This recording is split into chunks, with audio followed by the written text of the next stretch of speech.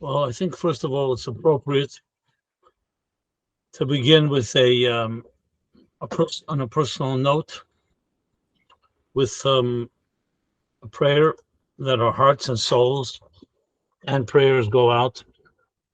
Firstly, to all the neshamas, kedoshim, sacred souls that were killed simply because they were Jewish, let alone a form of brutality and atrocities that is hard even to describe. Over 1,000 people, men, women, and children, and to their forever changed families, broken families.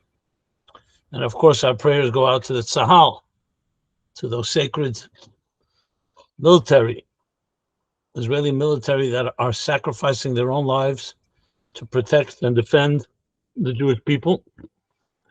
You know, we're all one. The entire Jewish nation is one. Any one of us would be right now in Israel, we would be a target. So nobody can say, hey, it's only them, not us. We're one body, one organism. If one part of the body is hurting, we're all hurting. And I think we're all still reeling and from the shock of it all. You know, firstly, the surprise attack, what happened. And then, of course, just the scope of it. And knowing that we are now going into a serious war and battle, which must be fought because you're dealing with Nazis here. I'm just using that term just to drive the point home, nothing less than that. And there should be a total obliteration of evil. So I think it's most important to begin with that. And we should only know going forward that this should be the last tragedy in Golis. We should march to the Geula. We've had enough. Hashem, you talk about Hashem's Rahmanis. Hashem should have compassion on us finally. And just lead us to the Geula and the transformation of the entire world to a world of peace and tranquility. As far as trying to understand God's ways, yes, I concur absolutely. We see whenever tragedy strikes, whether it was when Aaron lost his sons in the Bible and the Torah, whether it was when the 10 martyrs were being massacred by the Roman emperor that we read about in Yom Kippur, the response has always been that God didn't go into any theological or philosophical explanations. The response was shtika, vayidem Aaron, silence. Because, as you said accurately, this is the mystery, the domain of life and death that only God understands. And frankly, as the Belzer Rebbe once said, the old Belzer Rebbe said, that even if God wanted to explain to me why the Holocaust happened, I wouldn't want to hear. Like, how exactly are we going to explain? Like, we're going to explain to a mother that lost a child, and here we have 1.5 million innocent children in the Holocaust, and here these 1,000 souls. We're going to find an explanation that would make it perhaps even more painful.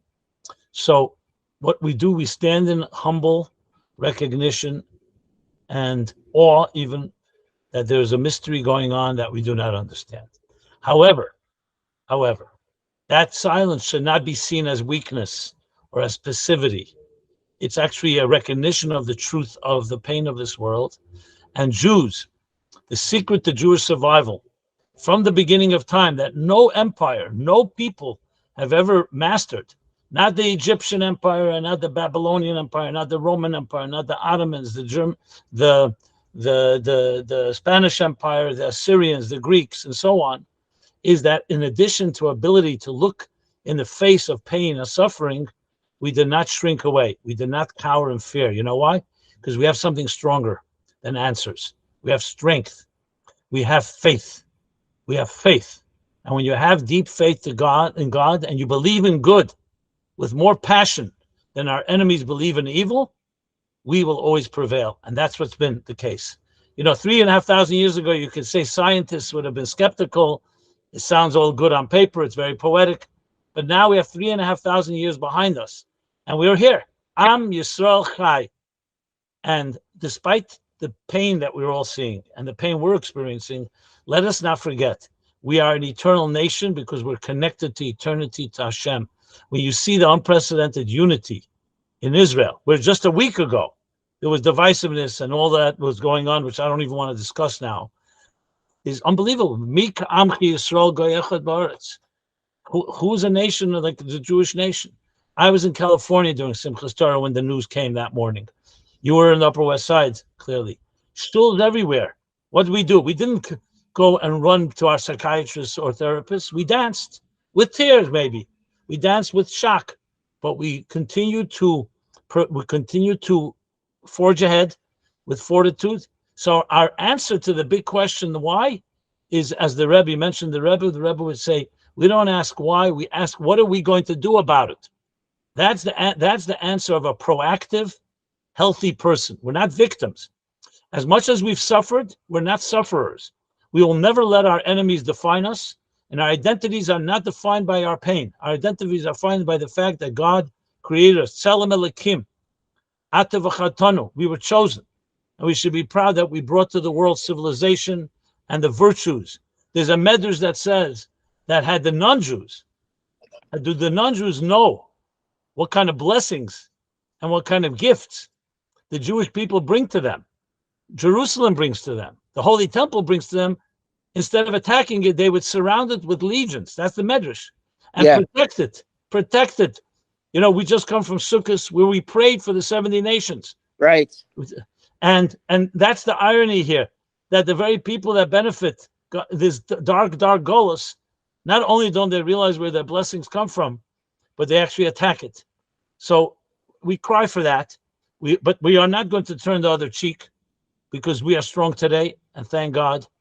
Mistakes were made, but we look forward to absolutely avenging the blood.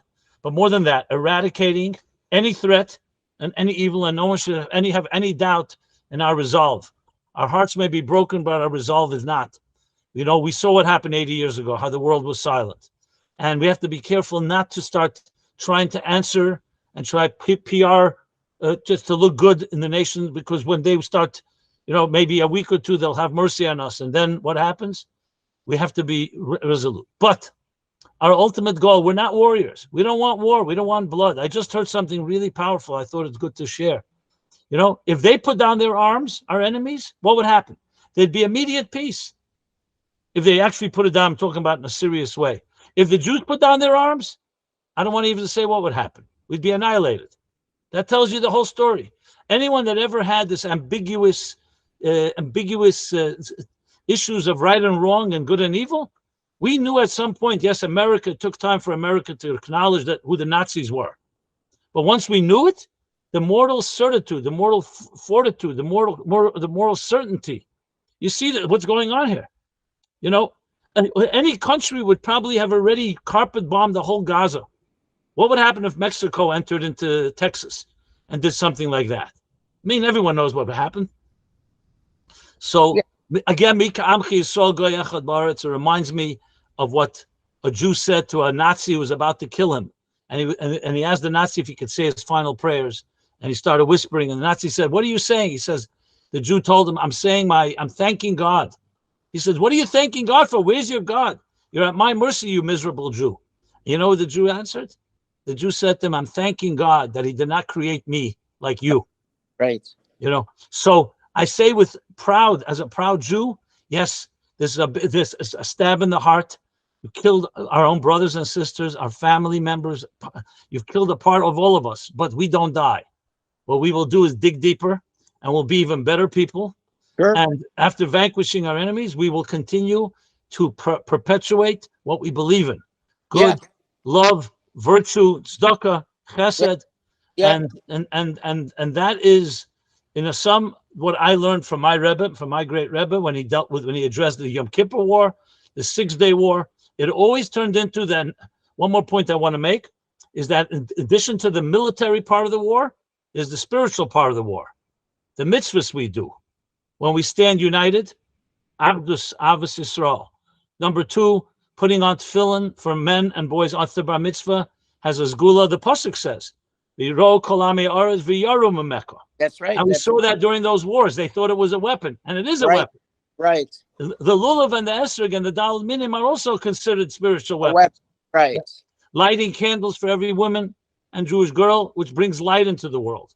Mitzvah like mezuzah, which brings shmira, shemer dalsis Yisrael. So wherever we are in the world, we're not bystanders. Whoever you are, you need to be proactive. You need to stand up. Just as the soldiers are marching early dawn, we should be waking up early, learning more Torah, more mitzvahs, more achdus, more ava, anything, because that also contributes to the battle. And with that, I sum up a lot of what I learned from the Rebbe, a true leader. In these times, as we all know, they say that Jewish people are like teabag. You don't know how strong they are until you put them into hot water. Rabbi Jacobson, let's hear something real deep. Go ahead. Let me hear. What do you tell me about tzitzis, and tell us about a little bit about how we can tzitzis. Everyone's wearing now. Oh, unbelievable! Could you add? Every mitzvah Yeah. comes from the word connection. Yeah. So every mitzvah connects us to the source of life. Like Right. it says, that when we attach to God, we attach to God's mitzvahs. Through that, we get connected to God's life.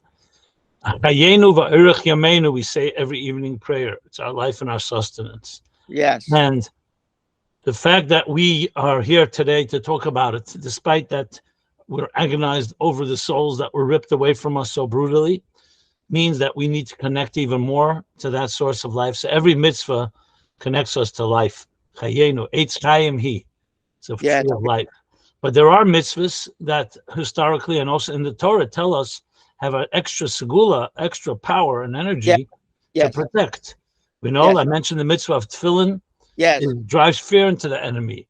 The mitzvah of mezuzah is Shemer Yisrael. And the Hinila Yonam V'Yashim Shemer Yisrael.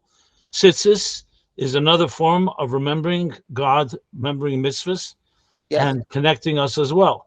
So every mitzvah, any mitzvah is a good mitzvah to do. There are, however, those that stand out, lighting candles and flames.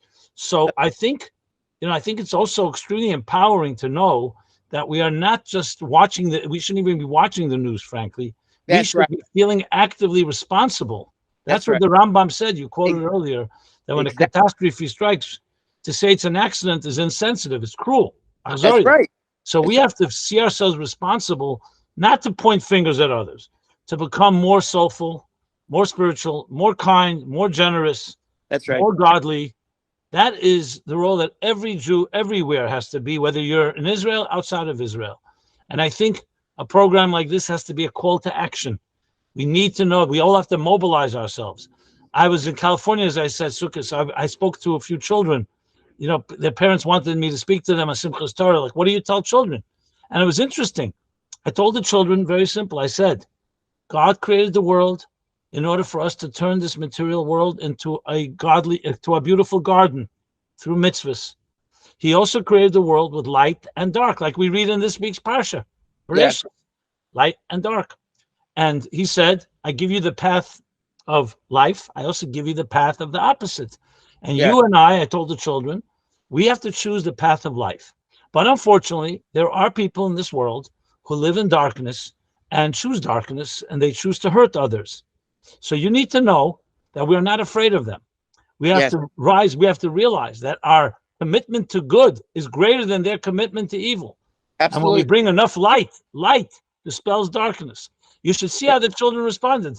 They said extra kapitel tehillim. They gave extra tzedakah after Yontif. They are joining, all over you see children being gathered. Remember, another thing, actually, the Lubavitcher Rebbe said in 1974 by Yom Kippur War, he said he doesn't know what was pushing him, but during the entire summer of 1973, he was quoting and emphasizing the pasuk, Mipi Eilelim v'yankim yasada ta'oiz, lahajbis oyev u'misnake, which means from the mouths of babes, from the mouths of our children and sucklings, comes Yasada Ta'oiz. They established the foundation of Ein Oiz El Torah, Lahajbis, Oyev Misnakim, to eradicate our enemy and our the ones that want to take vengeance on us. And it's just beautiful. I mean, look, we all don't want any negative things, but we have to be empowering to our children, to our families.